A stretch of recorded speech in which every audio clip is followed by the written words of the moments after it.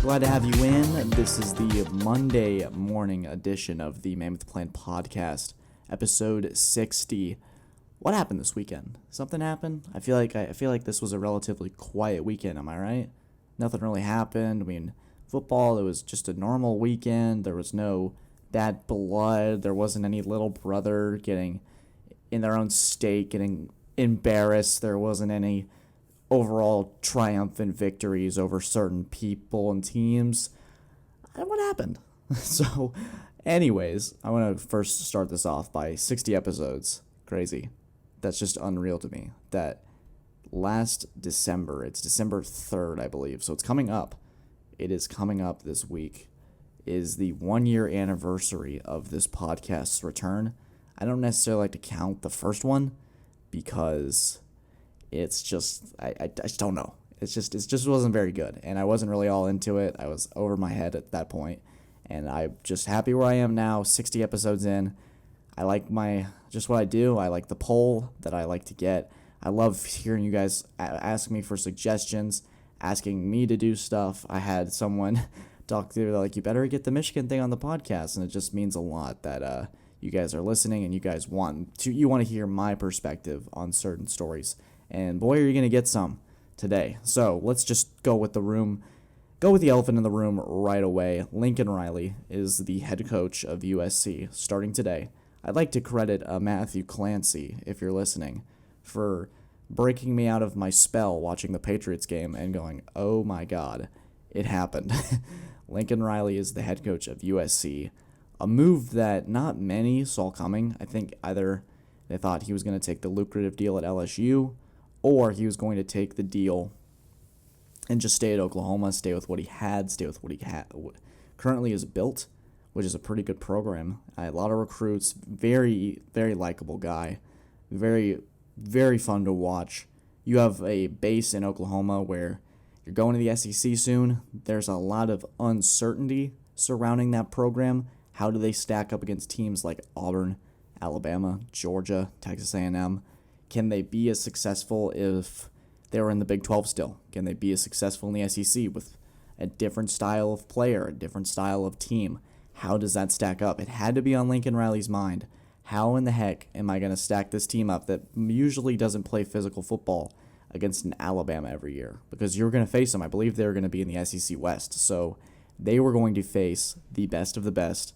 They were going to have to face Georgia if they want to get in the playoff. That had to have been on Lincoln Riley's mind, and he moves west to USC. And for what USC can bring him, it's a slam dunk of a hire, not to quote Cowherd there. It is such a fantastic hire. Obviously, what Lincoln Riley brings is a very, very new style of offense, very much what you'd expect from a Big 12 team, flying all over the place, athletes. He's going to have a very big pull in recruiting. Anybody that was with Oklahoma, I mean, you saw earlier today, this is Sunday night, very late. It's about 1 a.m. right now as I'm recording this. You have recruits that have already decommitted from Oklahoma, and either they'll follow Lincoln to USC, or they will go find their own path. But it's certainly interesting to see how those dominoes have fallen with recruiting. Very, very, I've been watching and closely following this story all day when I could, not when I was driving back to Clemson, but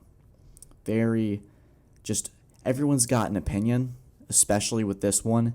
You have so many different, and obviously for Oklahoma fans, they feel like they've been stabbed in the back, which sucks for them, but at the same time, you can't blame Lincoln Riley all too much. I'm sure that he's been in contact with USC since probably early October. I mean, these contracts just don't happen overnight. So he's been very much engaged with Oklahoma. They were right in the thick of it till that playoff. It was pretty much a playoff game with Oklahoma State.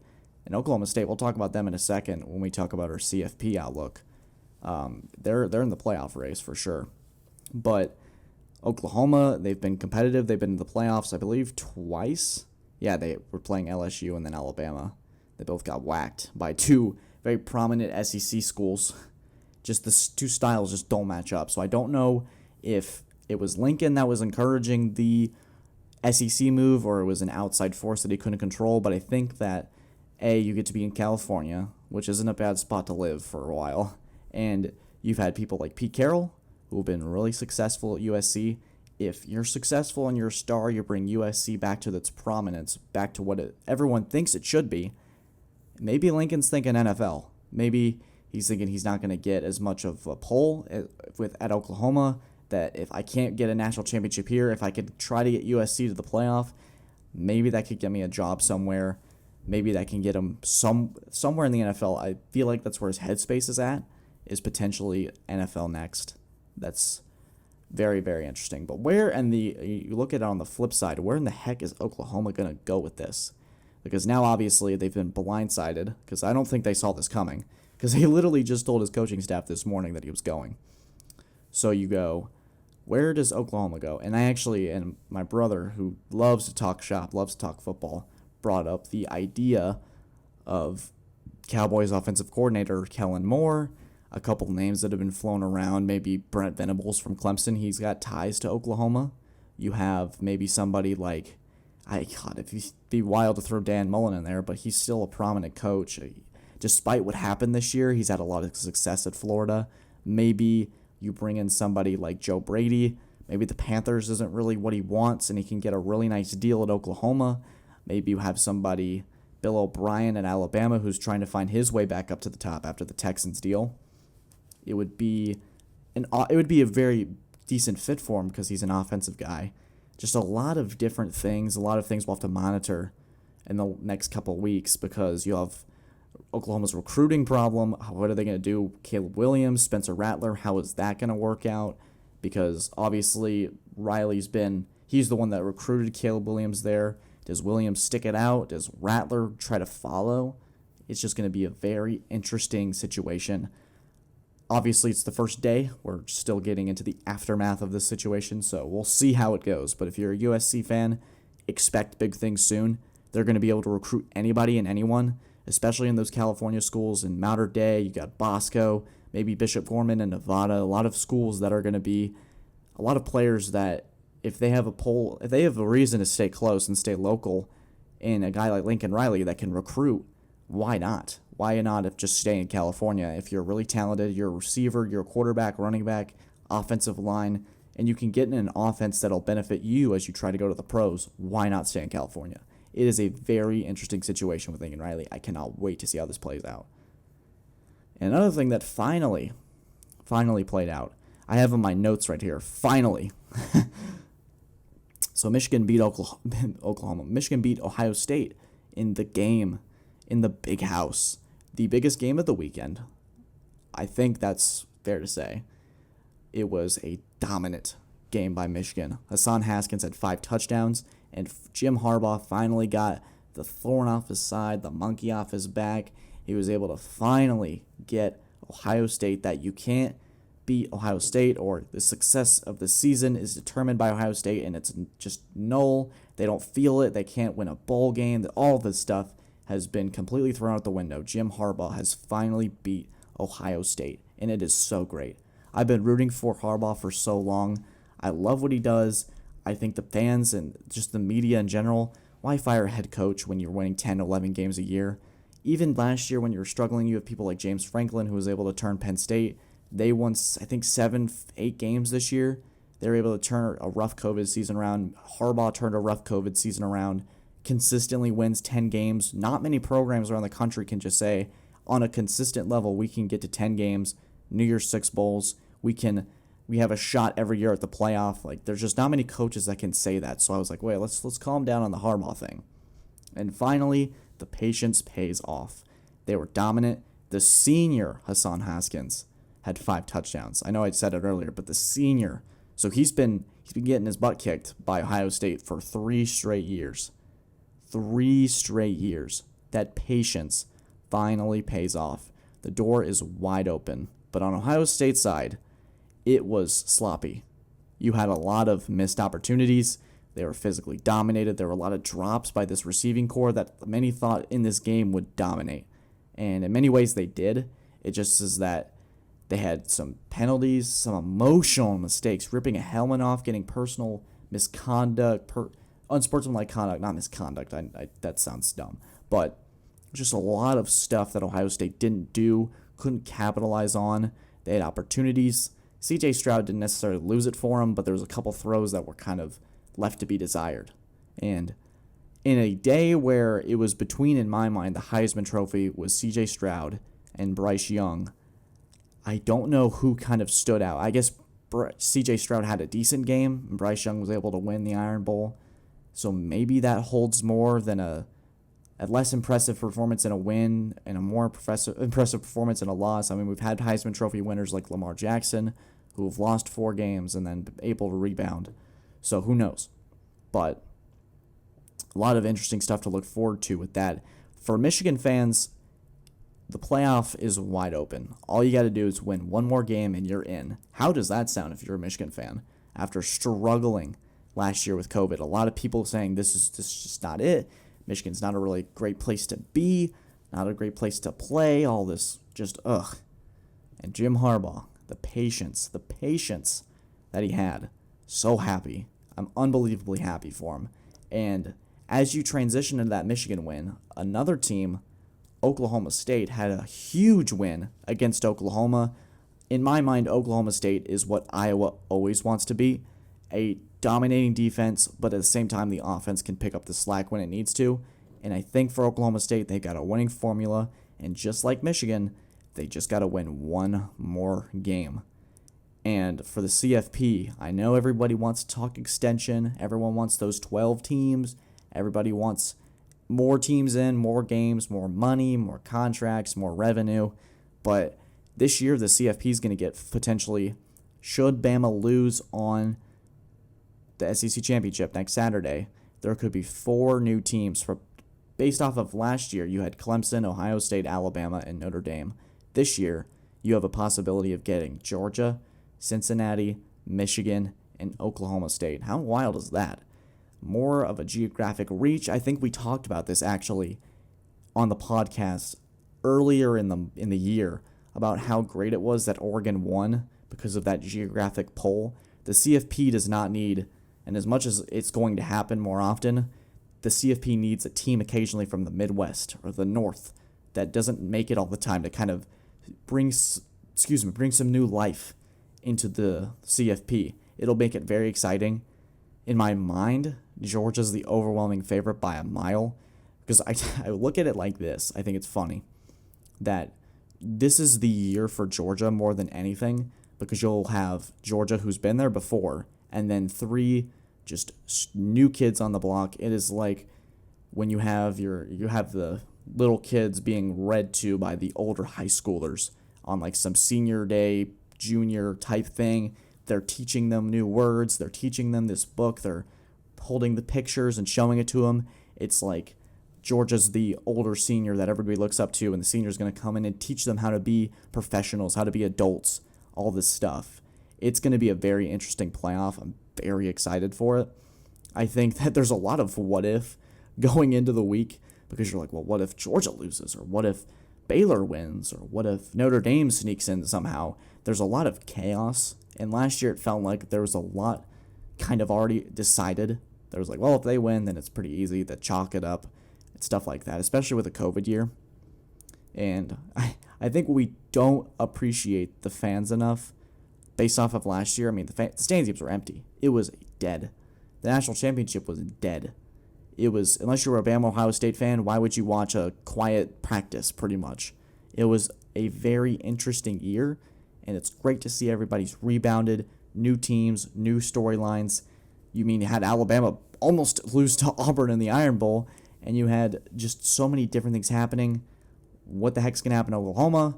Is Oklahoma State going to make the playoff? Is Michigan going to make the playoff? Is Mike Gundy and his cowboy hat going to make it in?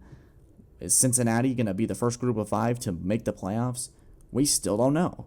That American Conference Championship game will be definitely a must-watch because if you like Cincinnati and you've liked their story, you got to watch them on Saturday. We are going to talk college football. We're going to talk conference championships.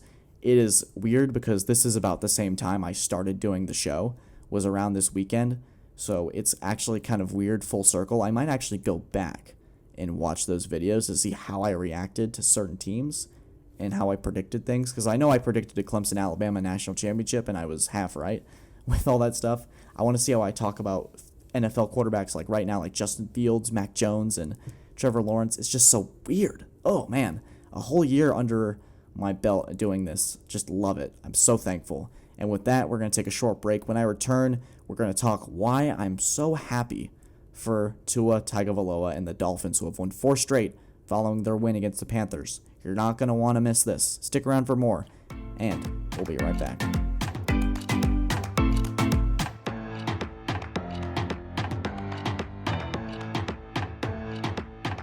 And we are back. This is the Man with the Plan podcast, episode 60.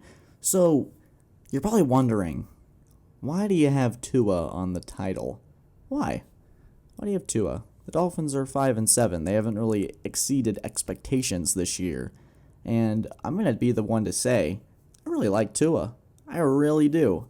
And I think in the first year and a half, you can describe it, if you had one word, would say underwhelming. Underwhelming. And now we've reached December. The Dolphins have won 4 straight games. And it's weird. Because they start 1-7. Tua has the rib injury that keeps him out of business for a while. And last year they were 10-6, but it was very clear that the team wasn't fully invested in starting Tua that first year. I think their initial game plan was the Mahomes method, where they were going to take a year off and just let him learn the playbook, learn how to be a pro, all this stuff. But they had to fix it in. They started him randomly, and it was just a whole weird carousel. We actually talk about it in episode 6, and now we're at 60. Nuts. But we talk about that in episode 6. I was like, we got to give Tua a chance here to play a whole game. Like, we haven't really seen a full Tua. And when he's there, he's pretty good. So, I've always been a decent supporter of Tua. Never really hated him. But I think it's just something that I think about. Sometimes for these podcast ideas, I just think of these certain things. And I go, wow, this would be a great thing to talk about. Or, wow, I really like that quarterback. Like, I was watching the Eagles 2 weeks ago, and I was like, wow, I really like Philly. I really want to talk about them. And then today, as I'm making the podcast, literally at 1 o'clock, Jalen Hurts threw 3 picks. And I was like, oh, God, that's not going to be fun. So I just had to face the music, guys. I need to have a segment of, like, stuff where I was wrong. I talked to my brother about this. We went over all of my mistakes on this podcast. And I didn't mean that, like, mistakes. It's like just missed and then takes, because it's going to be like, someone's going to listen to that, like my mom, for example, and go, why did you not fix that? And I'm going to have to clarify that I was trying to make it 2 separate words. So there you go. But but for Tua, I mean, it just was like it was a very much, I'm not up and down, but I was just kind of like, I mean, he's good. Not great. It's not terrible. He's decent, I guess. It was very much I don't really like him at number 5, but I like him as a quarterback. But I really fell in love with the idea of what the Dolphins could have with Tua. And I think that, like I said with Michigan, all it takes is a little patience. And for some teams and some organizations and some fan bases, boosters, they're not going to have that patience of a 20-year-old podcaster. But I can just say it on the show and see if it sticks. But patience is something that I have to learn every day, and something that these organizations need to start to learn, is that patience is a virtue and that it's nice to have. I'm probably going to have some eye rolls with that one, but you know who you are if you are listening. But I put in my notes that just, man, I'm so happy for him. Last year, let's just imagine, so you're a rookie. You're coming off of one of the most horrendous injuries of all time, the hip surgery. Like, Tua could barely move. He was on a cart 2 weeks after his surgery. He was scooting around. It was awful. Like, he was very much in a bad situation. Took him out of the year, obviously. I think it was a really, like, he avoided a disaster type situation. So you have that. You get drafted number 5 to the Miami Dolphins. So you got to start your career as an NFL pro on rehab. Recovering. And then when you're drafted, you're not going to start immediately. But you knew this going in. They had the situation planned out for you. So you're like, okay, let me just do my thing. You have a good training camp. You impress. You make some good throws. You're not the starter, but that's okay. Because eventually you'll just put your head down. You'll keep working. It'll be fine. And then all of a sudden out of nowhere, the Dolphins say, hey, you're up. And here we go. You're going to be our guy. And it's a weird carousel because you're being told you're the guy. And then you have a game where obviously all rookie QBs have. You have a bad game and you get pulled for the other guy. And he comes in and wins the game. And you're just like, all right, well, who's going to start? Well, you're going to start. You're the guy. And you're okay, that's kind of weird, but you pulled me, and then he won the game, but I'm still the guy. That's interesting. You have a great game against Arizona, and then you have a couple more up and down games. The fan base isn't really sure where it's going to go, and you keep getting pulled for the same guy. It's just a back and forth carousel. Even the guy that's getting cut, that's coming in, isn't even fully aware of what's happening all the time, and you're still getting the faith, and I put that in quotes, faith from the coaches. Just a very much all-around, up and down, weird environment to be in. And then when you don't really perform, when you keep getting thrown in and out, and you're not getting all the full reps and the full practice, there's rumors that you're going to get your job taken from you, and you haven't even played a full season. And then that guy that was rumored to take your job is now in some court case, and so you go, okay, I think I'm good. But then it just keeps resurfacing, and you get a bad injury, and people are starting to question your toughness, whether you fit in the NFL. Well, Tua, ever since this Ravens game where they had a massive upset, I think Tua found something. Since then, 2 straight games over 80% completion percentage, 3 games over 100 quarterback rating. He's been quiet. He's kept his head down. He's proven himself. He's been a great leader. I just love that. What a great story if you're able to rebound from that. Just all the ups and downs that he's faced. He's just put his head down and gone to work. There's just not much else you can say about Tua other than that he's just going to be a good, quiet leader. He's going to get his job done. He's going to do the right thing. He's not going to wow you with a Mahomes-like throw. And we got to stop this argument about not every quarterback that comes out of college has to be Patrick Mahomes or Josh Allen. Some guys, like Tua or Mac Jones or Kirk Cousins or Ryan Tannehill, they're just going to be pocket passers. And that's fine. That's what a quarterback usually was before. And that's fine if they make a check down or make a certain throw. Tua missed, I think, 4 throws against a really good Panthers defense. Probably some of them weren't all these. They might have been slants. They might have been in-cuts. They might have been H-posts. It's fine. Just make the throws, do what you got to do, and just do your job and do it well. And that's what Tua's done. Really love that from him. Really like that he's evolving. He's coming into his own, growing as a player, just maturing. I think that for him, they have a weaker schedule coming up. It could be that they're fighting for their playoff lives, but they're in it. They're not out of it yet, and you just love to see that from Tua. And hopefully the Dolphins can see that as well and stick with him moving forward because I really like what I see. It's just a great thing. I really like it. Ending that on a positive note. We're ending the show on a positive note. That'll be all today from the Man with a Plan podcast, episode 60. Lincoln Riley, Michigan, college football, and Tua. Guys, thank you so much for tuning in, as always, for the last 60 episodes. Couldn't be more thankful. You guys are the best. Stay safe, have a great week, and take care.